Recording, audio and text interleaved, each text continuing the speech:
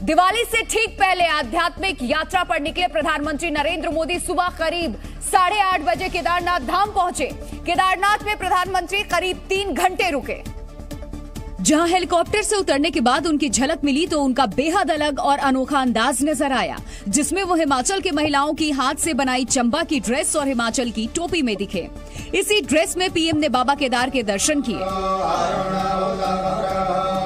बाबा के दर पर पहुंचने के बाद पीएम ने पूरे विधि विधान के साथ करीब 20 मिनट तक पूजा अर्चना की।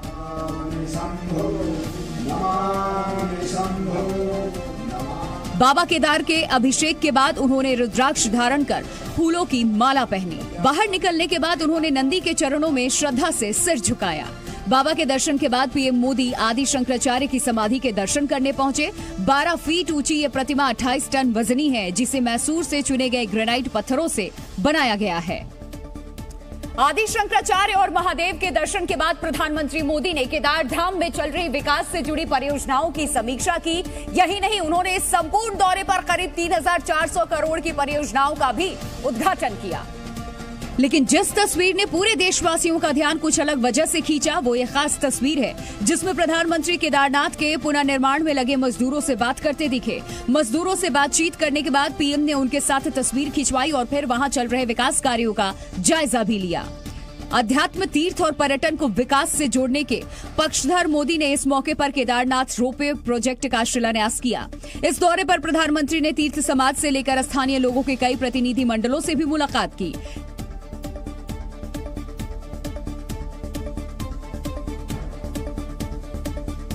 केदारनाथ में करीब 3 घंटे की इस यात्रा में पूजा पाठ और विकास कार्यों की समीक्षा के बाद प्रधानमंत्री दूसरे धाम बद्रीनाथ के लिए निकल पड़े। तो महादेव की भक्ति में डूबे प्रधानमंत्री मोदी केदारनाथ में दर्शन के बाद बद्री धाम भी पहुंचे। केदारनाथ से बद्रीनाथ धाम पहुंचने के बाद पीएम का अंदाज भले ही नहीं बदला, लेकिन उनका पहनावा बदल चुका था। जहां केदारनाथ धाम में हिमाचल के चंबा में मिले उपहार चोल डोरा में पीएम दिखे, वहीं बद्रीनाथ धाम में वो नए लिबास में नजर आए। बाबा बद्रीनाथ के दर्शन के लिए जाते वक्त उनके साथ मुख्यमंत्री धामी भी नजर आए, जो अब तक हुए विकास कार्यों के बारे में उन्हें बताते रहे। मंदिर के गर्भगृह के पास पहुंचते ही पीएम मोदी के हाथ जुड़ गए और इसी मुद्रा में बद्री विशाल के दर्शन के लिए वो आगे बढ़े। पीएम ने पूरे विधि विधान के साथ बद्री विशाल की पूजा की। इसके बाद प्रधानमंत्री आरती में भी शामिल हुए, जहां मुख्य पुजारी ने उन्हें तिलक लगाया और बाबा पर चढ़ाए गए अंग वस्त्रम पहनाकर आशीर्वाद दिया।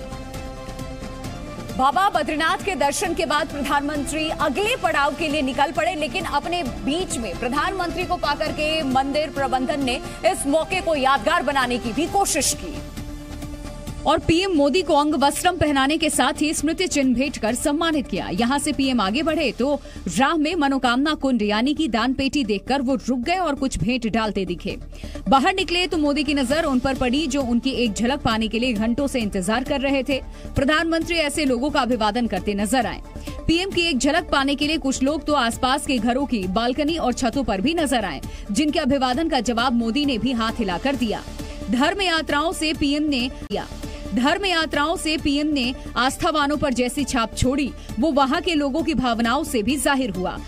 मोदी जी जो हैं पूरे भारत के तो अपनी जगह नेता हैं, हम इनको विश्व गुरु देखना चाहते हैं। केदारनाथ धाम की तरह पीएम मोदी ने बद्रीनाथ धाम में भी विकास की कई परियोजनाओं का उद्घाटन किया।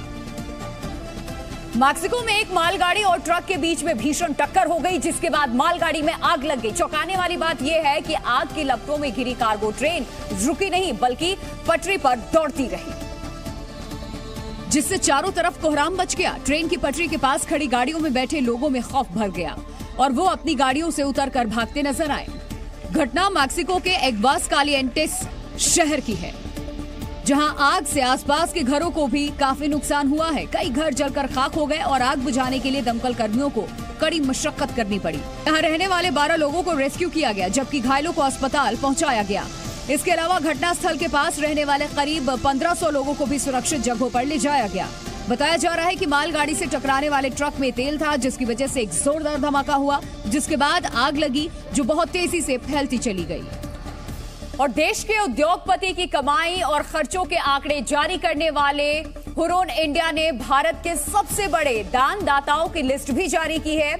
हुरोन इंडिया फिनलैंथ्रोपी लिस्ट 2022 के मुताबिक आईटी कंपनी HCL के फाउंडर शिव नाडर ने इस साल सबसे ज्यादा 1161 करोड़ रुपए का दान दिया।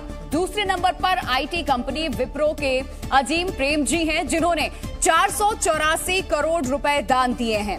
रिलायंस इंडस्ट्रीज के चेयरमैन मुकेश अंबानी 411 करोड़ रुपए दान के साथ देश के तीसरे सबसे बड़े दानदाता हैं। चौथे नंबर पर आदित्य बिरला समूह के कुमार मंगलम बिरला हैं, जिन्होंने 242 करोड़ रुपए का दान किया है। और आईटी कंपनी माइंडट्री के फाउंडर सुब्रतो बागची और उनकी पत्नी सुष्मिता बागची 213 करोड़ रुपए के दान के साथ 5वें नंबर पर हैं। और माइंडट्री के दूसरे संस्थापक NS पार्थसारथी और उनकी पत्नी राधा पार्थसारथी भी 213 करोड़ रुपए दान के साथ संयुक्त रूप से 5वें नंबर पे हैं। अडानी समूह के चेयरमैन गौतम अडानी 190 करोड़ रुपए के दान के साथ 6ठे नंबर पर हैं। धनतेरस और दिवाली से ठीक पहले दिल्ली NCR के कई इलाकों में भारी ट्रैफिक जाम लग गया है। खरीदारी के लिए बड़ी संख्या में लोग घरों से निकले, जिसकी वजह से दिल्ली NCR में कई जगह गाड़ियों की लंबी कतारें दिखी। हर बड़े बाजार में भीड़ देखी जा रही है। आज त्योहारों के मौके पर दिल्ली की सीमाओं पर सिक्योरिटी जांच की वजह से भी लंबा जाम लगा और दिल्ली गुरुग्राम बॉर्डर पर गाड़ियां रेंगती हुई नजर आई। तस्वीरें आपके सामने। मिनटों का सफर तय करने में लोगों को घंटों का समय आज लग रहा है।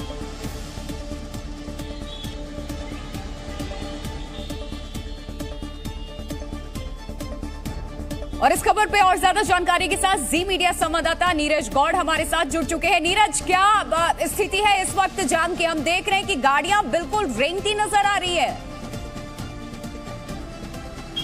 बिल्कुल प्रिया, मैं आपको बताऊं कि क्योंकि एक के बाद एक जो है त्योहार हैं और उसके बाद उससे पहले तमाम छुट्टियां हैं, क्योंकि आज जो है शुक्रवार का दिन है, उसी के साथ कल जो कि शनिवार है, तो तमाम ऐसे लोग हैं जो कि शॉपिंग करने के लिए निकले हैं, अपने अपने घर जाने के लिए निकले हैं। तो इसी वजह से दिल्ली के तमाम जो सड़कें हैं वहाँ पर जाम जैसी जो स्थिति है वो बनी हुई है। और उसी के साथ जो कि दिल्ली से गुरुग्राम की तरफ जाने वाला जो रास्ता है, आने वाला जो रास्ता है, उन दोनों रास्तों पर भारी ट्रैफिक है। और इस वक्त मैं मौजूद हूँ दिल्ली के दिल कनॉट प्लेस के मिंटो ब्रिज के पास। यहाँ भी ऐसी स्थिति देखने को मिल रही है। ठीक सामने अगर आप देखेंगे, ये जो ट्रैफिक आ रहा है, ये जो कि कनॉट प्लेस का आउटर सर्कल है, वहां से होता हुआ सीधा जो है नई दिल्ली रेलवे स्टेशन की तरफ जाने वाला ये पूरा रास्ता है।